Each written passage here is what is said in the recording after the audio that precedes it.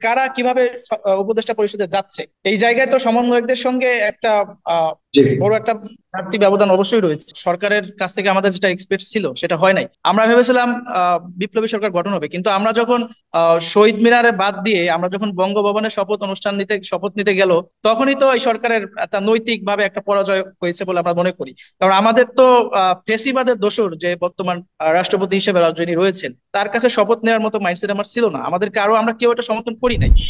ছাত্র জনতার গণ অভ্যুত্থানে যারা শহীদ হয়েছেন এবং যারা এখনো আহত হয়ে হসপিটালে কাটাচ্ছেন, শুরুতেই তাদেরকে স্মরণ করতেছি। এবং আপনাকে এবং ফেস দ্য পিপলের প্রতি অসংখ্য কৃতজ্ঞতা জানাচ্ছি। কারণ ছাত্র জনতার গণ অভ্যুত্থানে আমরা যখন আন্দোলন সংগ্রাম করেছি, তখন সবচেয়ে বেশি সহযোগিতা আপনার কাছ থেকে পেয়েছি। আপনার মাধ্যমেই আমরা এই আন্দোলনের আহ, দেশে এবং দেশের বাইরে ছড়িয়ে দিতে পারছি। তো সেই জায়গা থেকে আমরা মনে করি ফেস দ্য পিপল আমাদের ছাত্র জনতার একটা অংশ এবং আমাদের এই গণ অভ্যুত্থানের অন্যতম ভূমিকা পালনকারী। তো আপনার প্রতি প্রথমেই ধন্যবাদ এবং কৃতজ্ঞতা জানাচ্ছি। আর আমি এখানে আজকে একজন সমন্বয়ক হিসেবে নয়, বরং একজন দেশপ্রেমিক ছাত্র জনতার অংশ হিসেবে যুক্ত হয়েছি। হুম। আর ইসমাইল সম্রাট ভাই অনেক সরকারের সমালোচনা করলেন। আসলে সরকারের সমালোচনা যেমন যৌক্তিক সমালোচনা করতে হবে, পাশাপাশি সরকারের ভালো দিকগুলো তুলে ধরতে হবে, পাশাপাশি চ্যালেঞ্জ গুলো কি সেগুলো তুলে ধরতে হবে, এবং সরকারকে কারা বিতর্কিত করতেছে, কেন বিতর্কিত হচ্ছে, এই বিষয়গুলো আমাদের তুলে ধরা অত্যন্ত গুরুত্বপূর্ণ। হুম। তো শুরুতেই যে বিষয়টা বলতে চাই সেটা হলো যে আমরা কিন্তু ছাত্র জনতার অংশ, সরকারের অংশ নই। আমরা যখনই যারা উপদেষ্টা হয়েছেন, আমরা তাদের ভালো দিক দেখলে সেটার প্রশংসা করব, খারাপ দিক দেখলে সমালোচনাও করব।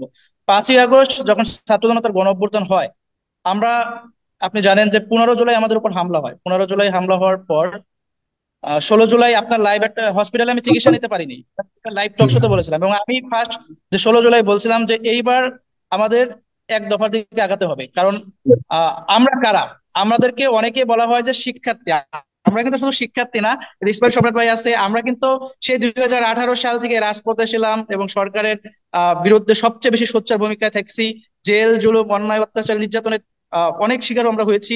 আমাদের বাড়িঘর ভাঙচুর করা হয়েছে, আমাদেরকে রিমান্ডে নেওয়া হয়েছে, আমাদেরকে বিভিন্ন ভাবে মানসিক এবং আমাদের ফ্যামিলি পরিবারকেও একদম সমাজ থেকে বিচ্ছিন্ন করে দেওয়ার মতো ঘটনা কিন্তু ঘটেছে।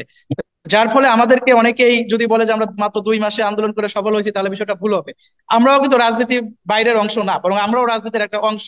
এখানে আপনি যে শিরোনামটা দিয়েছেন যে -2 ফর্মুলা, -2 ফর্মুলা আসলে কিভাবে হবে? কারণ এখানে আহ উপদেষ্টা পরিষদে কারা আছে? উপদেষ্টা পরিষদে তো আহ এটা সত্যি যে কিছু আহ উপদেষ্টাদের আছে এবং আমাদের ছাত্র প্রতিনিধিও কিন্তু দুজন আছে।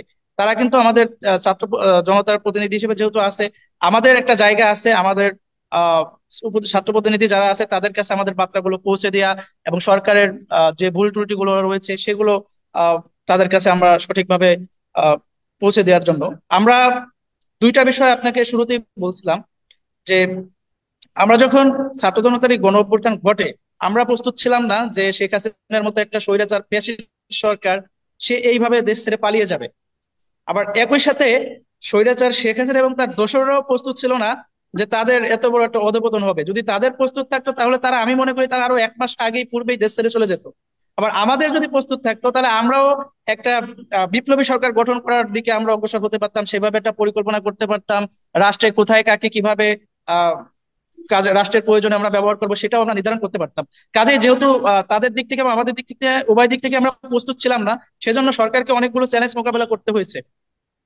তো শুরুতেই একটা বিষয় আমি বলি যে সম্রাট ভাই যেটা বললো যে স্বাস্থ্য উপদেষ্টার যে বিষয়টা, যে স্বাস্থ্য উপদেষ্টার সাথে গতকালকে কি বিষয়টা ঘটছে, সেখানে কিছু আহত শিক্ষার্থী, কথিত, আমি বলবো আহত, কথিত কথিত আহত শিক্ষার্থী, এই কারণে বলবো কারণ আমি দেখছি, আমি নিজে সাক্ষী, যারা আমাদের উপর হামলা করতে এসে আমাদের প্রতিহত হয়ে আমরা যখন প্রতিহত করতে গেছি, আমাদের হাতে যারা আহত হয়েছে সেসব হামলাকারীরা 5ই আগস্টের পর নিজেদেরকে ছাত্র জনতার আন্দোলনে অংশ নিয়ে আহত হয়েছে এটা প্রচার করে বেরিয়েছে।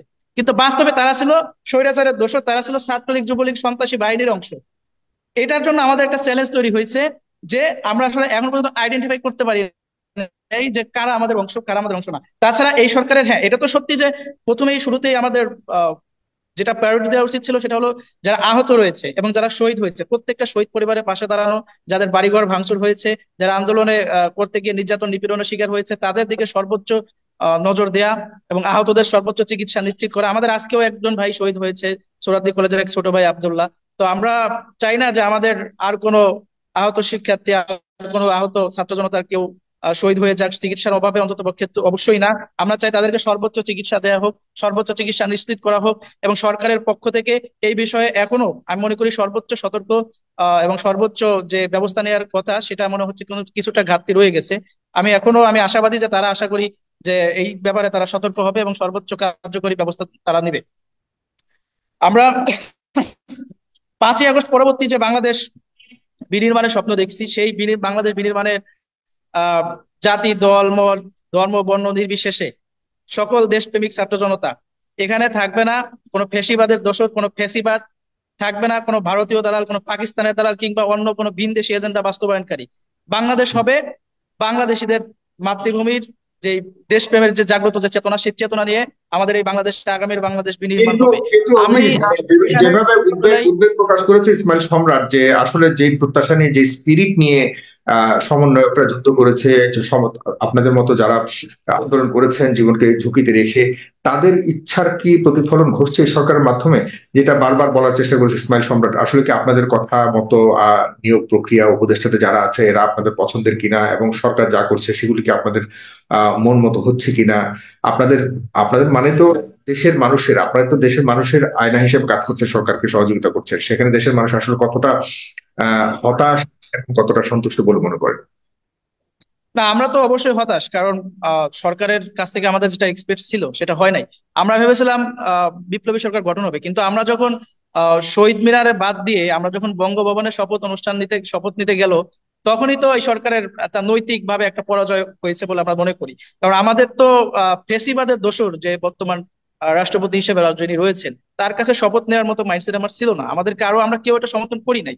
কিন্তু রাজনৈতিক দলগুলোর অসহযোগিতা এবং বিভিন্ন কারণে বিভিন্ন চাপে পড়ে তারা হয়তো এই ফেসিবাদের যে অন্যতম দোসর রাষ্ট্রপতির কাছে শপথ নিতে বাধ্য হয়েছে। তো এখান থেকে মূলত আমাদের যে বিপ্লবী চেতনা ছিল, আমরা যে সমাজে যে নতুন কিছু দেখার স্বপ্ন দেখেছিলাম, সেটার একটা হুম। ব্যর্থতার সূচনা হয়েছিল এখান থেকেই।